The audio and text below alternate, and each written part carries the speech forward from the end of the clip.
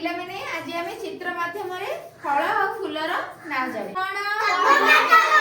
टमाटर को इंग्लिश रे कोन कहंती टमाटो एटा लेबू एटा कोन लेबू लेबू कोन कहंती इंग्लिश रे कोन कहंती ऑरेंज एटा को फल आंबो कोन कहंती इंग्लिश रे के कहबो आंबो को इंग्लिश रे मैंगो एटा को फल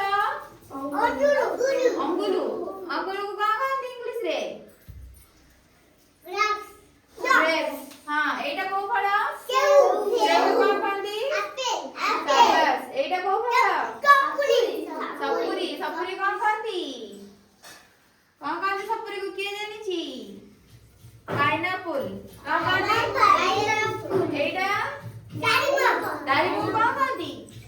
कौन कहती पोमेग्रेनेट कौन कहती एटा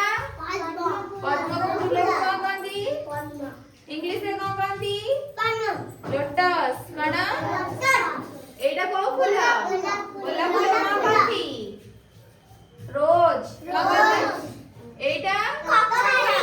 कखारू कखारू कौन कहती पंपकिन एटा को कौन कहती